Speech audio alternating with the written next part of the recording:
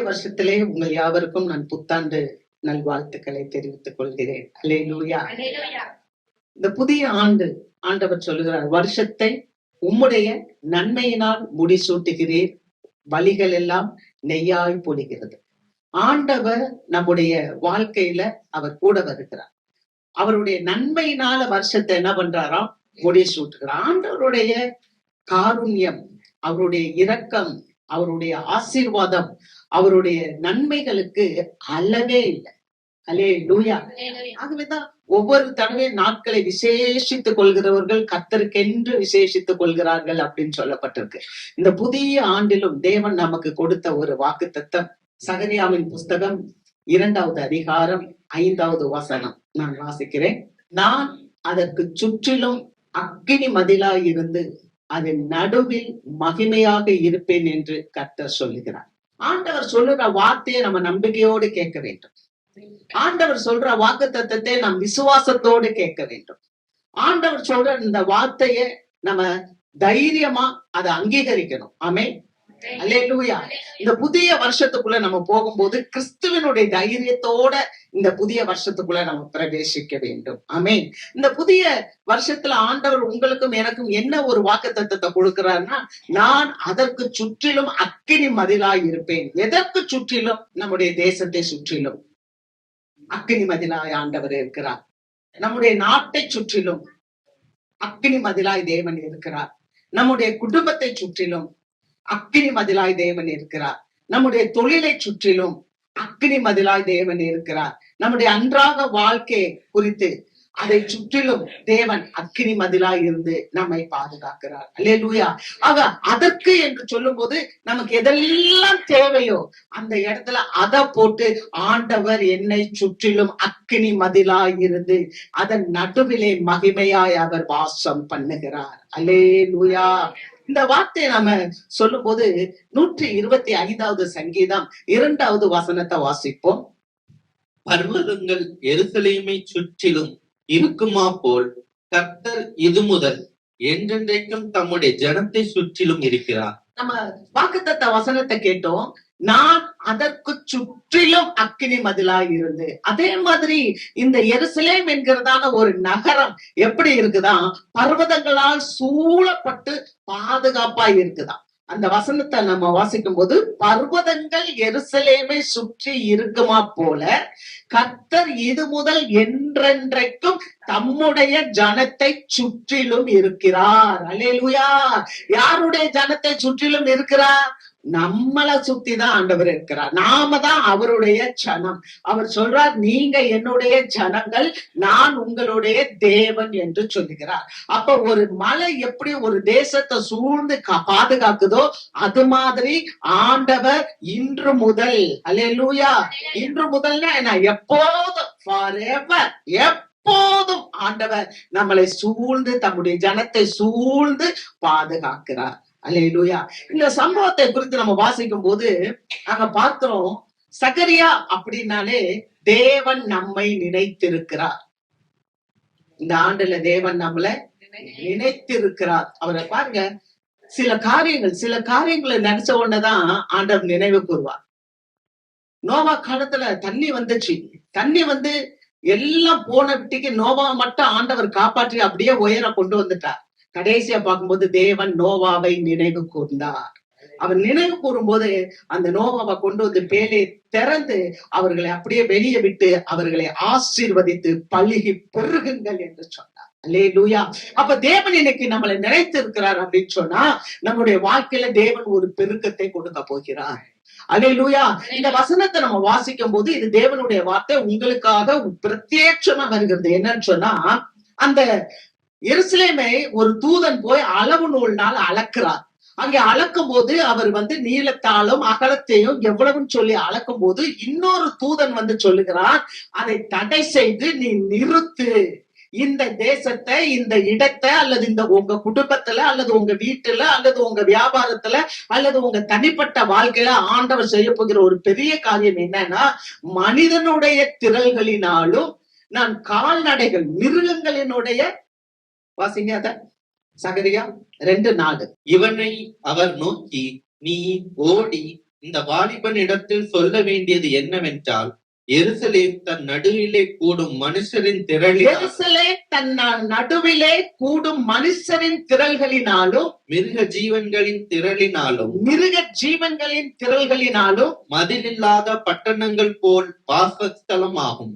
மதிலில்லாத பட்டணங்கள் போல் வாசஸ்தலமாகும். பாருங்க, ஒரு மதில் போட வேண்டும், ஒரு மதில போடணும்னு சொல்லி ஒரு தூதன் வந்து அளக்குறான். ஆனா ஆண்டவர் சொல்றாரு, நீ தூதன்ட்ட சொல்றாரு, நீ மதில் போடுவதற்கு அளக்காத, நீ அதை நிறுத்து என்று சொல்லி, இந்த பட்டணம் எப்படி இருக்குன்னு சொன்னா, மனுஷரின் திரள்களினாலும் மிருக ஜீவனின் திரள்களினாலும் அது மதிலில்லாத பட்டணங்கள் போல் வாசஸ்தலமாகும். அல்லேலூயா.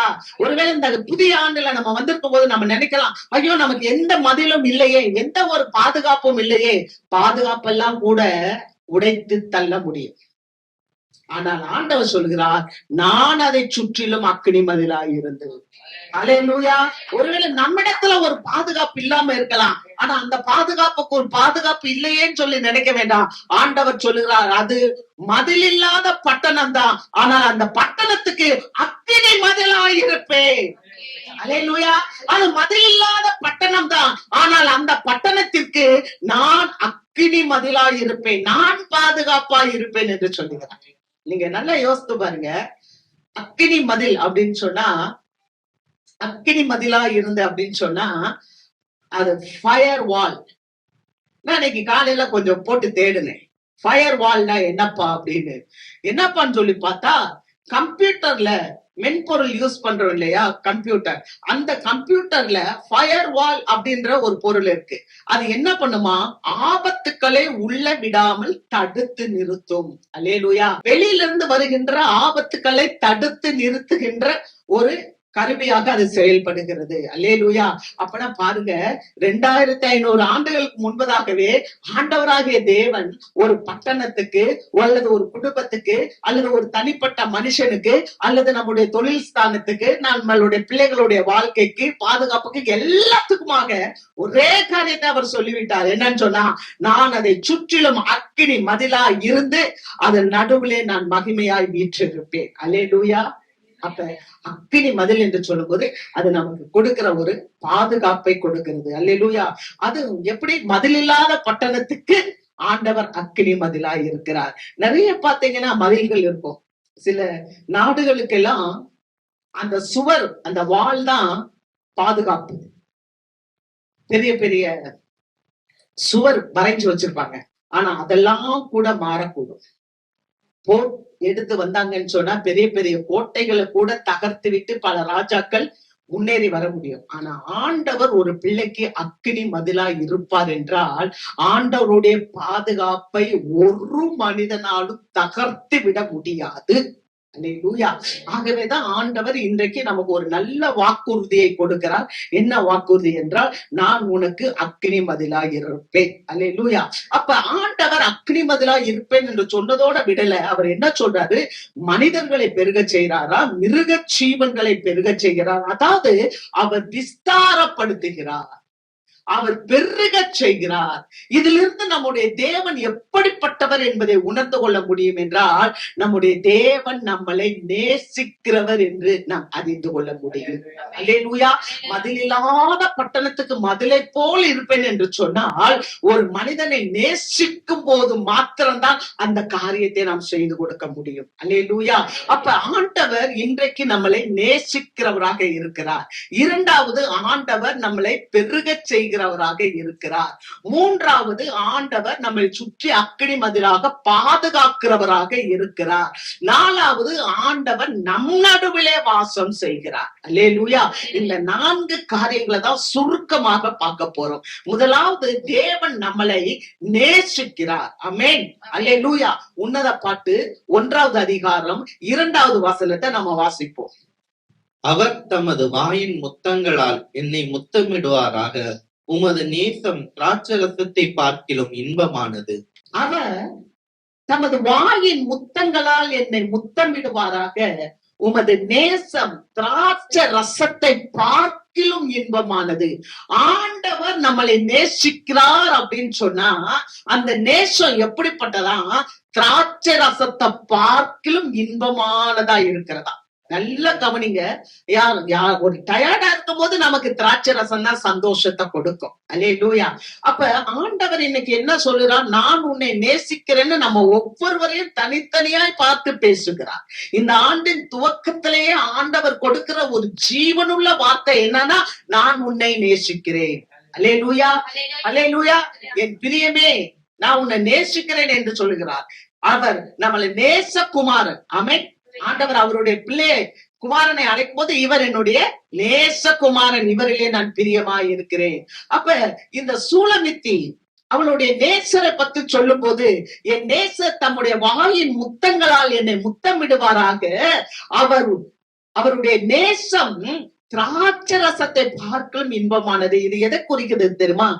குடும்பத்துல கணவன் மனைவிக்கு இருக்கிற உறவு, அதே போல திருச்சபையில கடவுளுக்கும் சபை மக்களுக்கும் இருக்கிற உறவை குறிக்கிறது. அல்லேலூயா. அவருடைய நேசம் எப்படிப்பட்ட நேசம்? ஆண்டவருடைய நேசம் எப்படிப்பட்ட நேசம்? ஆண்டவருடைய நேசம் திராட்சை ரசத்தை பார்க்கிலும் இன்பமானது. அப்ப இந்த திராட்சை ரசம் என்ன பண்ணும்? அதத்தான் சாலமோன் ஞானி சொல்லுகிறார். நீதிமொழிகள் புஸ்தகம் 20வது அதிகாரம் 1வது வசனம். திராட்சரசம் பரியாசம் செய்யும், மதுபானம் அமளி பண்ணும், அதனால் மயங்குகிற ஒருவனும் ஞானவான் அல்ல. திராட்சை ரசம் பரியாசம் பண்ணும். பரியாசம்னா என்னன்னா, கிண்டல் பண்ணும். நீங்க நல்லா பாருங்க, யாராவது ஒருத்தர் கொஞ்சம் ட்ரிங்க்ஸ் பண்ணிட்டாங்கன்னு வச்சுக்கோங்க, அப்படியே என்ன பண்ணுவாங்க, அவங்க அப்படியே சிரிப்பாங்க, அப்புறம் கிண்டல் பண்ணுவாங்க, அந்த மாதிரியே போகும். ஆகவேதான் அவர் சொல்றாரு, சாலமன் ஞானி சொல்றாரு, திராட்சை ரசம் பரியாசம் பண்ணும், மதுபானம் சண்டையை கொண்டு வரும், அமளி பண்ணும், அதில் மயங்குகிற ஒருவனும் புத்தி உள்ளவன் அல்ல, ஞானவான் அல்ல. அல்லேலூயா. இந்த நாட்களில அநேகர் பாருங்க, இன்னைக்கு எங்க இருப்பாங்கன்னா, ட்ரிங்க்ஸ் பண்ணிட்டு சந்தோஷமா இருக்கலாம் அப்படின்னு சொல்லி. ஆனா அது இல்ல, அதை காட்டிலும் மேலான சந்தோஷத்துக்குள்ள நீங்களும் நானும் வந்திருக்கிறோம். அல்லேலூயா. ஆரம்பமே, நம்முடைய ஆரம்பமே ஆசீர்வாதமா இருக்கிறது. அல்லேலூயா. நான் ஒன்னே ஒண்ணு சொல்லுவேன், நம்ம எத்தனை காரியங்கள் நம்மளை சுத்தி இருந்தாலும் நம்மளுடைய மைண்ட்ல ஒரு சரியான ஒரு காரியத்தை நம்ம நிர்ணயம் பண்ணி கொண்டோம்னா, அந்த வார்த்தை, அந்த ஆசீர்வாதங்கள் தான் நம்மளை வாழ வைக்கும். ஆமென். நம்ம மனதுல ஒரு காரியத்தை சரியாய் நாம் நிர்ணயம் பண்ணி கொண்டால், நம்மளை சுற்றி எத்தனை காரியங்கள் நடந்தாலும் அதுல நம்மளுடைய உள்ளம் போகாது. ஆமென். ஆகவே இங்க ஞானி நல்லா சொல்றாரு, அந்த அந்த மதுபானம் பரியாசம் பண்ணும். அடுத்து ஒரு வசனம் வாசிக்கலாம். நீதிமொழிகள் 22:10. பரியாசக்காரனை துரத்தி விடு, அப்பொழுது வாது நீங்கும், விரோதமும் அவமானமும் ஒழியும். பரியாசக்காரனை துரத்தி விடு. கிண்டல் பண்ணுவாங்க பாத்தீங்களா சிலர், அவங்க எல்லாம் நம்ம வாழ்க்கையில இருந்தா, ஆண்டவர் இன்னைக்கு நமக்கு ஒரு வார்த்தையை கொடுக்கிறார், வாக்குத்தத்தத்தை கொடுக்கிறார், அதோடு கூட சில எச்சரிப்பை கொடுக்கிறார். இந்த ஆண்டுல தேவன் கொடுக்கிற எச்சரிப்பு, முதல் எச்சரிப்பு என்ன தெரியுமா? அவர் பரியாசக்காரனை துரத்தி விடு, அப்பொழுது வாது நீங்கும், விரோதமும் அவமானமும் ஒழியும். இந்த கிண்டல் பேசுறவங்க பாத்தீங்கன்னு சொன்னா நம்ம கிட்டதான் இருப்பாங்க, நம்ம காரியத்தை கேட்பாங்க, கேட்டுட்டு பின்னால போய் நம்மளை பத்தி அசிங்கமா பேசுவாங்க. இந்த புதிய ஆண்டுல நம்முடைய வாதம் நீங்கணும்னா, நம்மளுடைய பிரச்சனைகள் நீங்கணும்னா, நமக்கு விரோதமும் அவமானமும் நீங்கணும்னு சொன்னா, பரியாசம் பண்றவனும் துரத்தி விடுங்க. அல்லேலூயா. நம்மளுடைய வாழ்க்கையில இருந்து பரியாசம் பண்ணுகிறவர்களை துரத்தி விடுங்க. அல்லேலூயா. கர்த்தருக்கு மகிமை. அப்ப அவருடைய நேசம் எப்படிப்பட்டது? திராட்சை ரசத்தை பார்க்கிலும் இன்பமானது. கர்த்தருக்கு மகிமை. அப்ப இந்த திராட்சை ரசம் எதை கொண்டு வருது? பரியாசத்தை கொண்டு வருது. அதை காட்டிலும் ஒரு பெரிய ஆசீர்வாதம் எது அப்படின்னு சொன்னா, அது கடவுள் நம்மளோட இருக்கிறது. வாசிக்கிறோம் பாருங்க, லூக்கா 23:37. நீ யூதரின் ராஜாவானால் உன்னை ரட்சித்துக் கொள் என்று அவரை பரியாசம் பண்ணினார்கள். ஆண்டவராகிய இயேசு கிறிஸ்து இந்த உலகத்துக்கு வந்தார். நல்லா பாத்தீங்கன்னா, ஆண்டவர் அன்பு செலுத்துகிற தேவன், நம்மளை நேசிக்கிறவர், நம்முடைய நேசர். அவர் நம்ம கிட்ட வந்த போது அவருடைய எல்லா காரியத்தையும் நமக்காக கொடுத்துக்கிட்டார். வேதம் சொல்லுது, அன்பு மரணத்தை போல வலியது என்று சொல்லப்பட்டிருக்கு. தன் ஜீவனுக்கு உண்டான எல்லாவற்றையும் கொடுத்துட்டாலும் சரி, ஆனா அன்பு எப்படிப்பட்டதா? அது அவ்வளவு வலிமை உள்ளது அந்த அன்பு. ஹல்லேலூயா. நீங்க பார்த்திருப்பீங்க, அந்த அன்புக்காக எல்லாத்தையும் எழுதி கொடுக்கிறவங்க இருக்கிறாங்க. ஆமென். அப்படிதான் நம்மளுடைய தேவன் ஆண்டவராக இயேசு கிறிஸ்து தன்னையே ஒப்பு கொடுக்கும்படி வந்தார். ஆனா அவர் வந்து அந்த சிலுவையில இருக்கும்போது அவரை பார்த்து எல்லாரும் என்ன பண்ணாங்கன்னா பரியாசம் பண்ணினாங்க, கிண்டல் பண்ணினாங்க. என்ன சொன்னாங்கன்னா, உன்னையும் விடுவித்துக்கொள், எங்களையும் நீ விடுவித்துக்கொள், உன்னை அடிக்கிறவங்க யாருன்னு சொல்லி அப்படியெல்லாம் சொல்லி இயேசுவானவரை பரியாசம் செய்தார்கள். கர்த்தருக்கு ஸ்தோத்திரம். இந்த நாட்களில நம்ம உறுதியா இருக்கணும். என்னன்னா, நல்லவங்களுக்கும் பரியாசம் உண்டு. அல்லேலூயா. இத நம்ம தெளிவா வச்சுக்கணும். இந்த புதிய ஆண்டுல நம்ம வரும்போது நம்ம எல்லாத்தையும் பார்த்துட்டு, ஐயோ இவங்க இப்படி பேசுறாங்களே, ஐயோ அவங்க அப்படி பேசுறாங்களா, அப்படி இல்ல. இயேசுவானவருக்கு இந்த வார்த்தைகள் வந்தது அப்படின்னா, தேவ பிள்ளைகளாக நமக்கும் அந்த வார்த்தைகள் வந்தாலும் அதுல ஆண்டவர் நம்மள அப்படியே விட்டுற மாட்டார். எப்படி இயேசுவானவரை 3ஆம் நாள் அவர் உயிரோடு கூட எழுப்பினாரோ அதே மாதிரி ஆண்டவர் நம்மளை உயிர்ப்பிப்பார். அல்லேலூயா, அல்லேலூயா. அதுதான் நம்மளை ஆண்டவர் உயர்த்துறாரு. யோவான் சொல்லுறாரு 8வது அதிகாரம் 29வது வசனத்துல, என்னை அனுப்பினவர் என்னுடனே கூட இருக்கிறார், பிதாவுக்கு பிரியமானதையே நான் செய்கிறபடியால் அவர் என்னை தனியே இருக்க விடவில்லை. அல்லேலூயா. சில நேரங்கள்ல பரியாசங்கள் வந்தாலும் ஒண்ணு நினைக்கணும், பரிசுத்த தேவன் நம்மோடு கூட இருக்கிறார். அல்லேலூயா. என்னை நேசிக்கிற நேசர் என்னோடு கூட இருக்கிறார், ஆகவே நான் வீழ்ந்து போக மாட்டேன். இயேசுவானவரை உயர்த்தினது போல ஆண்டவராகிய தேவன் என் வாழ்க்கையிலும் இந்த ஆண்டில ஒரு உயர்வை வைத்திருக்கிறார். ஆமென். இயேசுவானவரை ஆண்டவர் உயர்த்தினார். இயேசுவானவரை பரியாசம் பண்ணினாங்க, நீ உன்னையே ரட்சித்துக்கொள், நீ இறங்கி வா என்று சொல்லி பரியாசம் பண்ணினாங்க. ஆனால் ஆண்டவர் அந்த பாடுகளை சகித்து அதை ஜெயித்ததுனால வானத்திலும் பூமியிலும் இருக்க எல்லாருடைய முழங்கால்களும் அவருக்கு முன்பாக முடங்கும் என்று கர்த்தர் அவரை உயர்த்தினார். அல்லேலூயா. அருமையான தேவ மக்களே, இந்த புதிய ஆண்டுல நம்மளை நேசிக்கிற தேவன் நம்மோடு கூட இருக்கிறபடியினால் நம்மளை எல்லா சூழ்நிலையிலும் உயர்த்துவார். ஆமென். அல்லேலூயா. இரண்டாவது ஒரு காரியத்தை நம்ம பார்க்கிறோம். இரண்டாவது, ஆண்டவர் நம்மளை பெருகச் செய்கிறவர், பெருகச் செய்வார். ஒருவேளை நம்ம கேட்கலாம், எப்படி பெருகும்? மதில் இல்லாத பட்டணமாக இருக்கிறதே. மதில் இல்லாத பட்டணம் தான். எங்க பார்த்தாலும் பாவங்கள் பெருகுது. பண்டைய காலம் மாதிரி இல்ல. நாளுக்கு நாள் தேசத்துல கொடிய காலங்கள், கொடிய காரியங்கள் நடக்குது, நிறைய பாவங்கள் நடக்குது. ஆனால் ஆண்டவர் சொல்றார், மதில் இல்லாத பட்டணமாய் இருந்தாலும் நான் உன்னிலே மிருகங்களையும் மிருக ஜீவன்களையும் மனுஷர்களையும் திரளாய் பெருகச் செய்வேன். அல்லேலூயா. பாருங்க, இந்த ஆண்டு துவக்கி அநேகர் இயேசுவை ஏற்றுக்கொள்வார்கள். அல்லேலூயா. இந்த ஆண்டுல துவங்கி இந்த 2026ஆம் ஆண்டுல தொடங்கி எவ்வளவு தடைகள் வந்தாலும் அவ்வளவு தடைகளையும் உடைக்கிறதற்கு ஆண்டவருடைய வல்லமை போதும். ஏன்னா ஆண்டவர் எப்படி இருக்கிறாரா, அக்கினி மதிலாய் இருக்கிறார். அல்லேலூயா. தடைகளை அவர் உடைக்கிறவர். வாசிக்கலாம் 110வது சங்கீதம் 3வது வசனம். உமது பராக்கிரமத்தின் நாளிலே உம்முடைய ஜனங்கள் மனப்பூர்வமும் பரிசுத்த அலங்காரமும் உள்ளவர்களாய் இருப்பார்கள். விடியும் காலத்து கற்பத்தில் பிறக்கும் பனிக்கு சமானமாய் உம்முடைய யௌவன ஜனம் உமக்கு பிறக்கும். விடிய காலத்து கற்பத்தில் பிறக்கும் பனிக்கு சமானமாய் உம்முடைய யௌவன ஜனம். நல்லவாங்க. விடிய காலத்துல இருக்கிற பனி எப்படி இருக்கும்னா புத்துணர்ச்சியை கொடுக்கும். அப்படி புதுசா அப்படி அழகா இருக்கும். அது மாதிரி வாலிப பிள்ளைகள் கர்த்தரை தேடி வருவார்கள். அல்லேலூயா. இந்த புதிய ஆண்டுல அநேக பிள்ளைகளை தேவன் கொண்டு வர்றார். ஒருவேளை என்ன தெரியுமா, தேவ பிள்ளைகளை ஒடுக்கிறது மாதிரி இருக்கலாம், ஆனா தேவ பிள்ளைகளை ஒரு காலம் ஒடுக்க முடியாது. ஆண்டவர் ஆபிரகாமை கூப்பிட்டார். ஆதியாகமம் 15வது அதிகாரத்துல வாசிக்கிறோம். அவனை கூப்பிட்டு கொண்டு வந்து வானத்தின் நட்சத்திரங்களை எல்லாம் காண்பித்து, இதெல்லாம் என்ன கூடுமானால் என்ன, இப்படியாய் நான் உன்னுடைய சந்ததியை ஆசீர்வதிப்பேன். அல்லேலூயா, அல்லேலூயா. ஆண்டவர் தேவ பிள்ளைகளுடைய சந்ததியை ஆசீர்வதிக்கிறவர். அவருடைய சந்ததிகளை, அவருடைய பிள்ளைகளை ஆசீர்வதிக்கிறவர் மாத்திரமல்ல, அவைகளை பெருகச் செய்கிறார். ஆமென். இந்த புதிய ஆண்டிலே கர்த்தர் அதை நடத்துகிறார். ஏன் சொன்னா, அந்த அளவுக்கு தேசத்துல பாவம் பெருகி கொண்டே இருக்கிறது. ஆனால் வேதம் சொல்லுகிறது, ரோமருக்கு எழுதின நிருபம் 5வது அதிகாரம் 20வது வசனத்தை வாசிக்கும் போது, பாவம் பெருகின இடத்தில் கிருபை பெருகும். அல்லேலூயா. பாவம் பெருகின இடத்திலே கிருபை பெருகும். ஆக இந்த உலகத்துல பாவங்கள் எவ்வளவுதான் பெருகி கொண்டு இருந்தாலும் ஆண்டவருடைய பிள்ளைகள் ஒரு பக்கத்துல வெகு சீக்கிரமாய் எழுப்ப போகிறார்கள். அவர்கள் எப்படி இருப்பார்களாம்? அவர்கள் பனியை போல, காலை நேரம் பனியை போல புத்துணர்ச்சியா இருக்கிறது போல, எப்படி ஒரு ஒயிட்டா இருக்கும் அந்த பனி, வெண்மையாக இருக்கும். வாலிப பிள்ளைகள் எல்லாம் பரிசுத்தமாக்கப்படுவார். அல்லேலூயா. வாலிப பிள்ளைகள் பரிசுத்தமாக்கப்பட்டு கர்த்தரிடத்திலே அணி அணியாய் சேர்க்கப்படுவார்கள்.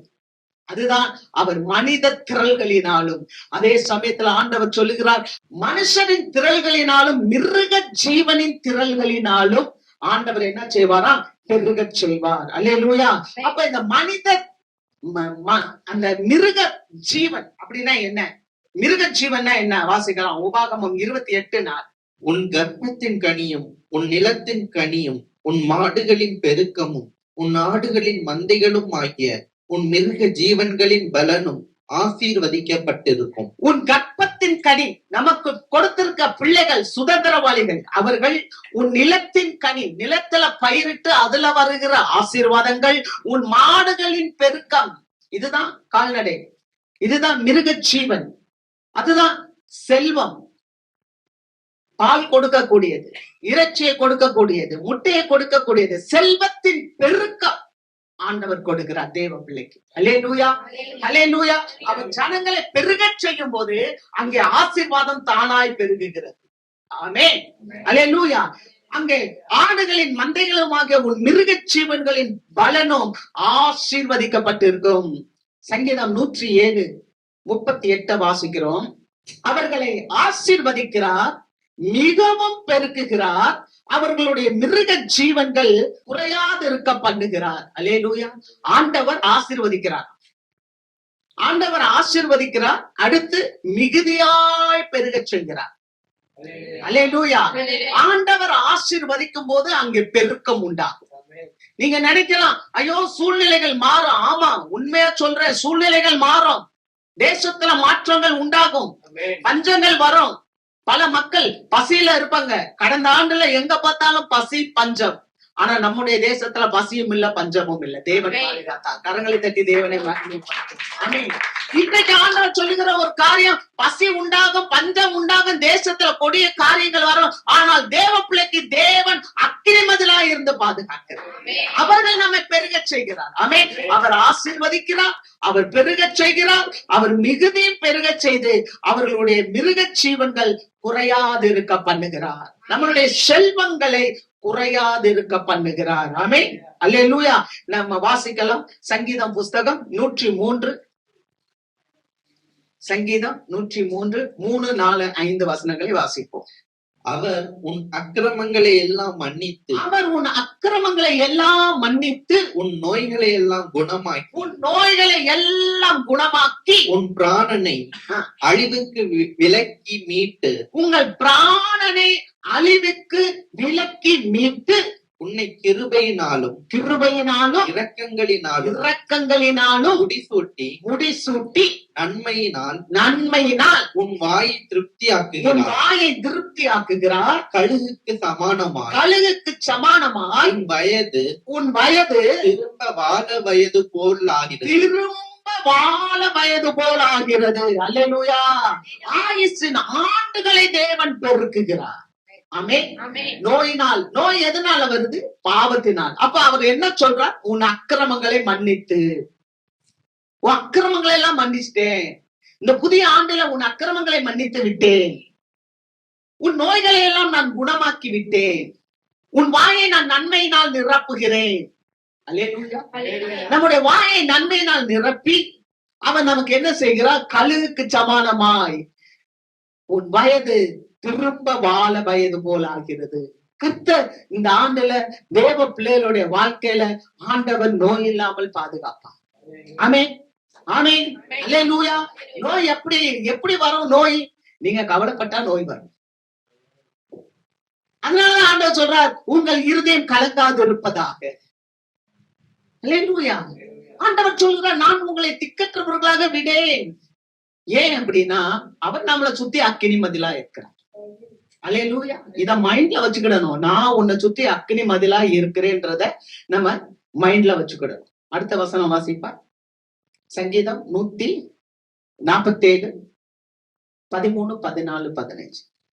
அவர் உன் வாசல்களின் தாழ்பாள்களை பலப்படுத்தி உன்னிடத்தில் உள்ள உன் பிள்ளைகளை ஆசீர்வதிக்கிறார். அவர் உன் எல்லைகளை சமாதானம் உள்ளவைகளாக்கி உச்சிதமான கோதுமையினால் உன்னை திருப்தியாக்குகிறார். அவர் தமது வார்த்தையை பூமியிலே அனுப்புகிறார். அவருடைய சொல் மகா தீவிரமாய் செல்லுகிறது.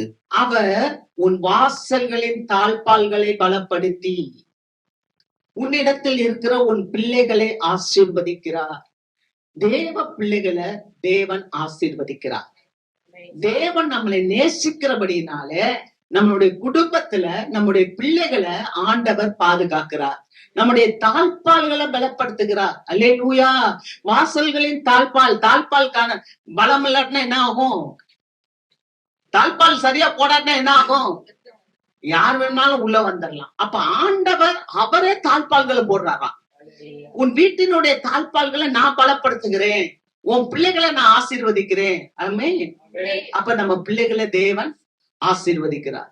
இரண்டாவது அவர் என்ன சொல்லுறார்? அவர் உன் எல்லைகளை சமாதானம் உள்ளதாக்கி உச்சிதமான கோதுமையினால் உன்னை திருப்தி ஆக்குகிறார். பிள்ளைகளை பாதுகாக்கிறது மாத்திரமல்ல, நமக்கும் அவர் என்ன பண்றார்? பசியாக செய்கிறார். உச்சிதமான கோதுமைகள், ஃபைன் வீட், முதல் தரமான ஆகாரம். அல்லேலூயா. உச்சிதமான கோதுமையினால் நான் உன்னை போஷிக்கிறேன், திருப்தி ஆக்குகிறார். அடுத்து அவருடைய வார்த்தை எப்படியா? அவருடைய வார்த்தை பூமியிலே அனுப்புகிறார். அவருடைய சொல் மகா தீவிரமாய் செல்கிறது. இந்த வார்த்தையை கேட்கிற நீங்கள் பாக்கியம் பெற்றவர்கள். அல்லேலூயா. இந்த வார்த்தை உங்களிடத்தில் தீவிரமாய் வருகிறது. அல்லேலூயா. என்ன வார்த்தை? ஆண்டவர் சொன்ன அந்த வார்த்தை அக்கினி மதில் போல நான் உன் கூட இருந்து உன் நடுவுல மகிமையா இருப்பேன்னு சொல்லி அவர் என்ன சொல்றாரு? எல்லா ஆசீர்வாதமான காரியங்களை நமக்கு கொடுக்கிறார். இந்த வார்த்தை உங்களுக்கு மகா தீவிரமாய் நமக்குள்ளாக வருகிறது. ஆமென். வார்த்தையை நம்ம ஏற்றுக்கொள்ளும் போது நாம பிழைத்துக் கொள்கிறோம். அல்லேலூயா. ஏன்னா வேதம் சொல்லுகிறது, வானமும் பூமியும் ஒளிந்து போனாலும் அவருடைய வார்த்தை ஒரு காலம் ஒளிந்து போவதில்லை. ஒரு விதையை வச்சு நட்டு வச்சா என்ன ஆகுது? அந்த விதை முளைக்கும். அந்த விதை முளைக்கும். இன்னைக்கு சொல்ற வார்த்தையை உங்க இருதயத்துல நீங்க நட்டு வச்சீங்கன்னா இது அப்படியே உங்களுக்கு முளைக்கும். அல்லேலூயா. அது அப்படியே முளைக்கும். உங்களை ஆசீர்வதிப்பார், உங்க குடும்பத்தை ஆசீர்வதிப்பார், உங்க பிள்ளைகளை ஆசீர்வதிப்பார், உங்களுக்கு முதல் தரமான உணவை கொடுப்பார். அவருடைய வார்த்தை தீவிரமா உங்ககிட்ட வருது, அதை அப்படியே அவர் செயல்படுத்துவார். அல்லேலூயா. அடுத்த ஒரு காரியத்தை நம்ம வாசிக்கிறோம். 2 கொரிந்தியர் புத்தகம் 9வது அதிகாரம் 8வது வசனம். மேலும் நீங்கள் எல்லாவற்றிலும் எப்பொழுதும் சம்பூர்ணமுடையவர்களாய், மேலும் நீங்கள் எல்லாவற்றிலும் எப்பொழுதும் சம்பூரணம் உள்ளவர்களாகி சகலவித நற்கிரியைகளிலும் பெருகுகிறவர்களாய் இருக்கும்படியாக தேவன் உங்களிடத்தில் சகலவித கிருபையையும்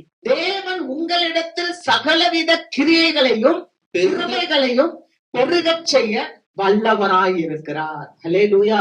ஆண்டவர் நம்மளிடத்துல நல்ல கிரியைகளை செய்யறதற்கு கிருபை தருகிறார். அல்லேலூயா. அல்லேலூயா. எல்லாரும் நல்ல காரியம் செஞ்சிட முடியாது. ஆமென். தேவ பிள்ளைங்க மட்டும்தான் நல்ல காரியம் செய்ய முடியும். ஆமென். அல்லேலூயா. அப்ப நன்மையான காரியங்களை செய்யும்படி நற்கிரியைகளில நம்ம பெருக வேண்டும். மனிதர்கள்ல பெருகிறோம், கால்நடைகள்ல பெருகிறோம், செல்வத்தை உயர்த்துகிறோம், செழுமையெல்லாம் நம்ம கொழுமையாக்குகிறோம், பிள்ளைகளுடைய வாழ்க்கையை ஸ்திரப்படுத்துகிறோம், உயர்த்துகிறோம், வாசல்களின் தாழ்பால்களை பலப்படுத்தி ஆண்டவர் நம்முடைய பிள்ளைகளை ஆசீர்வதித்து அந்த பிள்ளைகளை பெருக்கிறார், எல்லாம் செய்யறார். அதே சமயத்துல தனிப்பட்ட வாழ்க்கையில நீங்கள் எப்படி இருக்கணும்னா எப்போதும் எல்லாவற்றிலும் சம்பூரணம் உள்ளவர்களாய் நிறைவான வாழ்க்கை இருக்கணும், நிறைவான எண்ணம் இருக்க வேண்டும். ஆமென். அல்லேலூயா. போதும் என்ற மனது நம்ம கிட்ட இருந்துச்சுன்னா நம்மள மாதிரி பணக்காரர் யாருமே இல்லை. அல்லேலூயா. நம்ம கிட்ட இருக்கிறது நல்லது நல்லது நல்லதுன்னு சொல்லி நீங்க பாத்தீங்கன்னு சொன்னா நீங்க தான் ஆசீர்வதிக்கப்பட்டவங்க. அல்லேலூயா. நாம ஆசீர்வதிக்கிறதுக்கு, நம்ம ஆசீர்வாதமா இருக்கிறதுக்கு தான் தேவன் நம்மளை அழைச்சிருக்கிறார். இந்த புதிய ஆண்டுல நான் உங்களுக்கு ஒன்று சொல்லுவேன், இல்லாததை குறித்து நீங்க யோசிப்பீர்கள் என்றால் அப்பதான் நமக்கு கவலை வரும். ஆனா இருக்கிறதுல நீங்க மகிழ்ச்சி அடைவீர்கள் என்றால் கர்த்தர் உங்களை அப்படியே உயர்த்தி கொண்டே போவார். அல்லேலூயா. திருப்தியை நம்ம அடைய வேண்டும். திருப்தி மனசுல சாட்டிஸ்பாக்சன் ரொம்ப முக்கியம். நம்ம திருப்தியா இருக்கும் போது நம்முடைய தேவைகளை தேவன் சந்திப்பார். அல்லேலூயா. நம்ம திருப்தியா இருக்கும் போது நம்முடைய தேவைகளை தேவனே சந்திப்பார். நீங்க இன்னைக்கு எழுதி வச்சுக்கோங்க, நான் ஆண்டவருடைய காரியத்துல நான் திருப்தியா இருக்கேன்னு சொன்னா இந்த ஆண்டுல உங்களுக்கு என்ன தேவையோ அதை தேவன் கடன் இல்லாமல் கொடுப்பார். அல்லேலூயா. என்னால சொல்ல முடியும், சும்மா ஏதாவது நான் சொல்ல முடியாது, ஆனா இத சொல்ல முடியும், நம்ம திருப்தியா இருக்கும்போது நம்முடைய தேவைகள் என்னவோ அதை தேவன் நமக்கு செய்து கொடுப்பார். அல்லேலூயா. எல்லாவற்றையும் செய்து கொடுக்கிறதுக்கு அவர் சக்தி வாய்ந்தவர், அவர் ஆற்றல் உள்ளவர். ஆமென். இந்த உலகத்தின் காரியமானாலும் சரி, ஆன்மீக காரியமாக இருந்தாலும் சரி, எல்லாவற்றிலும் தேவன் நமக்கு செய்து கொடுப்பார். என்னன்னா நம்ம எப்படி இருக்கணும்னா சம்பூர்ணம் உள்ளவர்களா, சம்பூர்ணம் உள்ளவர்களா. அல்லேலூயா. சொல்லுங்க, சம்பூர்ணம் உள்ளவர்களா இருக்கணும். அல்லேலூயா. இந்த புதிய ஆண்டுல சம்பூர்ணம். சம்பூர்ணம் என்னங்க? அவரே நமக்குள்ள இருக்கிறார். அல்லேலூயா. அவரே நமக்குள்ள இருக்கிறார். வானத்தையும் பூமியை உண்டாக்கின சர்வ வல்ல தேவன் எனக்குள்ள இருக்கிறார். சம்பூர்ணமா இருக்கணும். அப்படி சம்பூர்ணமா நாம் இருக்கும்போது நம்ம என்னன்னா நற்கிரியைகளை பெருகுறவர்களா இருப்போம். ஆமென். அதற்கான கிருபையை தேவன் நமக்கு கொடுப்பார்.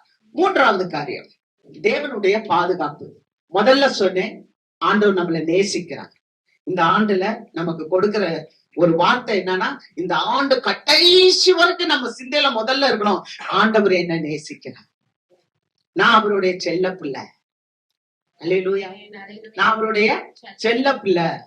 பாத்தீங்களா, செல்ல பிள்ளை எப்படி தூக்கி வச்சிருக்காங்க, இப்படிதான் ஆண்டவர் நம்மள வச்சிருக்கிறார். அல்லேலூயா. அல்லேலூயா. அப்ப ஆண்டவர் என்ன நேசிக்கிறார். ரெண்டாவது காரியம் என்ன அப்படின்னு சொன்னா, ரெண்டாவது ஆண்டவர் என்னை பெருக செய்கிறார். மதிலில்லாத பட்டணம், ஆனா தேவன் வாசஸ்தலமா இருக்கு. அல்லேலூயா. அங்க மதில் இல்ல, மதில் இல்லாத பட்டணத்துக்கு தேவன் அக்கினி மதிலா இருக்கிறார். அந்த மதில் இல்லாத பட்டணத்திலே தேவன் பெருக செய்கிறார். மூன்றாவது, பெருக செய்கிற தேவன் பெருக்கத்தை பாதுகாக்கிறார். அல்லேலூயா. நம்மளை பாதுகாக்கிறார். அது ரொம்ப முக்கியம். நமக்கு பாதுகாப்பு இருக்க வேண்டும். அல்லேலூயா. கர்த்தருக்கு மகிமை. இந்த பாதுகாப்பு அப்படின்னும் போது ஆண்டவர் அதை சுற்றிலும் அக்கினி மதிலா இருக்கிறார். ஒரு காட்டுக்கு போறோம், ராத்திரி நம்ம எல்லாம் காட்டுல ஸ்டே பண்ண போறோம். அப்ப காட்டுல என்ன இருக்கும்? சிங்கம் இருக்கும், புலி இருக்கும், கரடி இருக்கும். இதெல்லாம் நம்மள என்ன பண்ணோம், பயம்படுத்த வரும், அல்லது நம்மளை கடிக்க வரும். அப்படிப்பட்ட சூழ்நிலையில அந்த ஃபாரஸ்ட், அந்த காட்டுக்கு போறவங்க என்ன பண்ணுவாங்க, ஒரு நெருப்பை எடுத்து பத்த வைப்பாங்க. அந்த நெருப்பை பார்க்கும்போது அந்த காட்டு விலங்குகள் அங்க பக்கத்துல வராது. கர்த்தருக்கு மகிமை. அது போல இந்த ஆண்டுல ஆண்டவர் நமக்கு அக்கினி மதிலா இருக்கிறதுனால தீய சக்திகள் நம்ம கிட்டக்க வர முடியாது. அல்லேலூயா. ஏன்னா ஆண்டவர் அக்கினி மதிலா இருந்து நம்மை பாதுகாக்கிறார். அல்லேலூயா. அவர் ஒரு பெரிய சுவர் போல, பெருஞ்சுவர் போல, ஒரு ஃபயர் வாலா ஆண்டவர் இருக்கிறார்.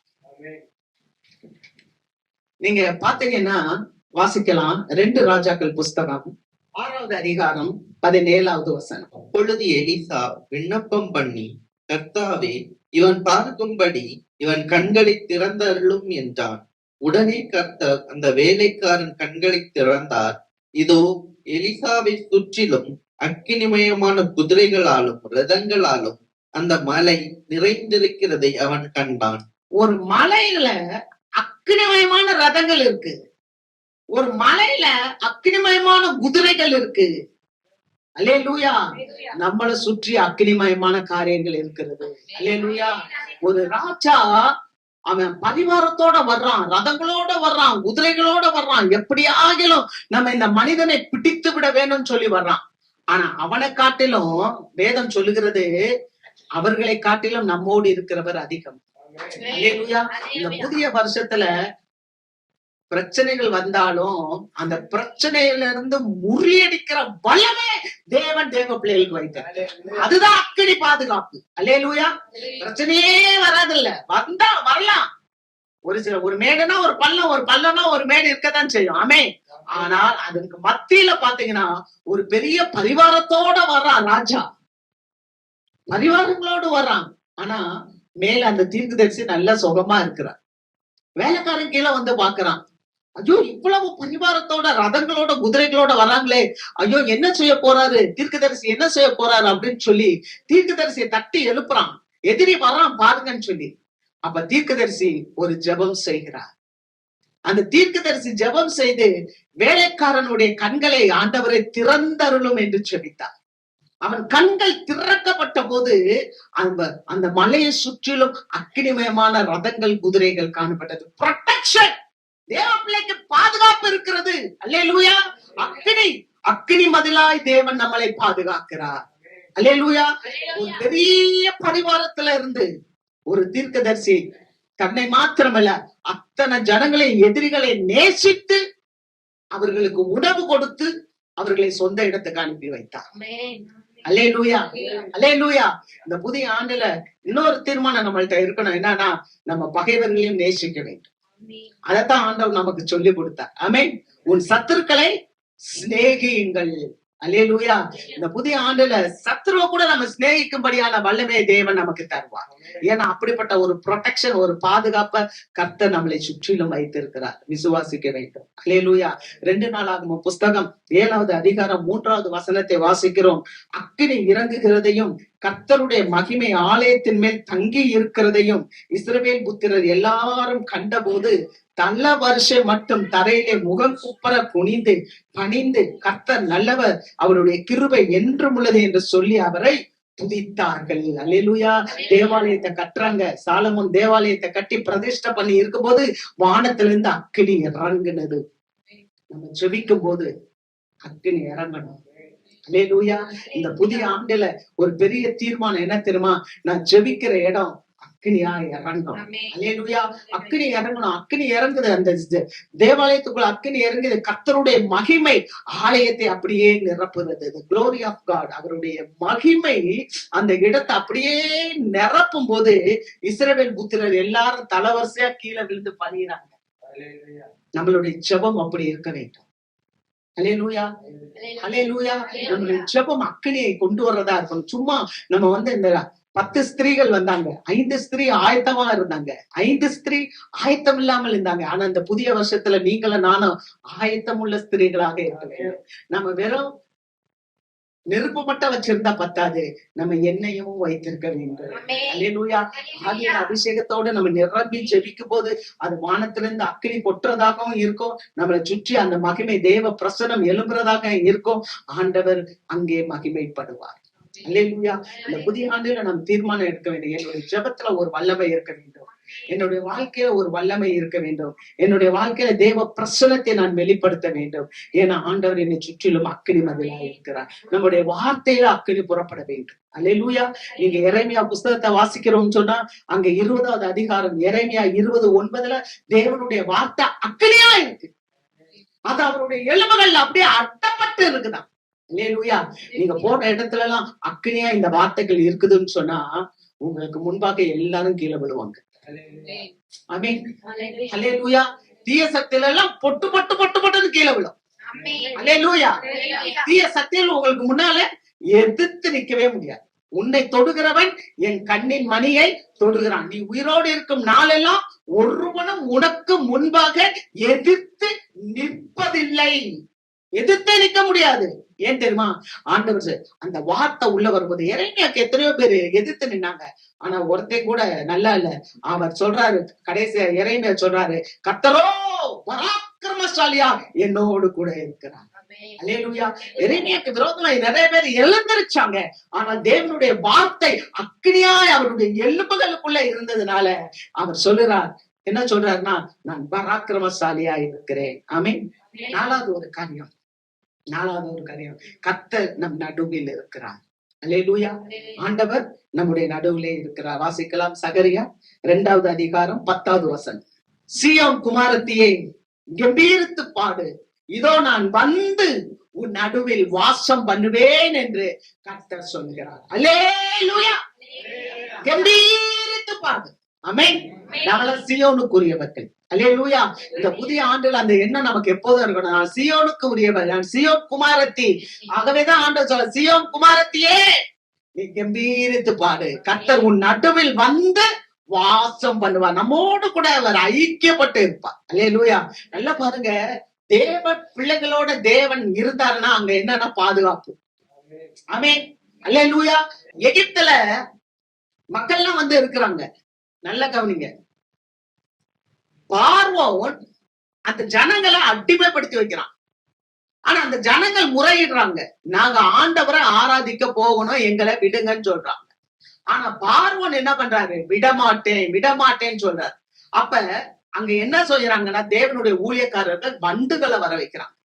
எல்லா இடத்துலயும் வண்டு, வீடெல்லாம் வண்டு, எல்லா இடத்துலயும் வண்டு வந்துருச்சு. ஆனா தேவ பிள்ளைகள் இருந்த கோசேன் நாட்டுல வண்டுகளே இல்லை. அல்லேலூயா. அல்லேலூயா. தேவன் அவருடைய பிள்ளைகளை பிரித்து வைத்து பாதுகாக்கிறார். நம்ம வாசிக்கலாம் அந்த வார்த்தைய. வாசிப்பாய். எக்ஸாடஸ், யாத்ராகமம் 8:22. பூமியின் நடுவில் நானே கர்த்தர் என்பதை நீ அறியும்படி என் ஜனங்கள் இருக்கிற கோசேன் நாட்டில் அந்நாளில் வண்டுகள் வராதபடிக்கு அந்த நாட்டை விசேஷப்படுத்தி. பாத்தீங்களா, தேவனுடைய ஜனங்கள் இருக்கிற கோசேன் நாட்டுல வண்டுகள் வராதபடிக்கு அந்த இடத்தை, அந்த நாட்டை விசேஷப்படுத்துகிறார். அல்லேலூயா. எல்லா இடத்துலயும் வண்டு, எல்லா இடத்துலயும் வியாதி, எல்லா இடத்துலயும் இருள், எல்லா இடத்துலயும் பிரச்சனைகள். ஆனா தேவ பிள்ளைகள் இருக்கிற இடத்துல ஒரு சேதமும் இல்ல.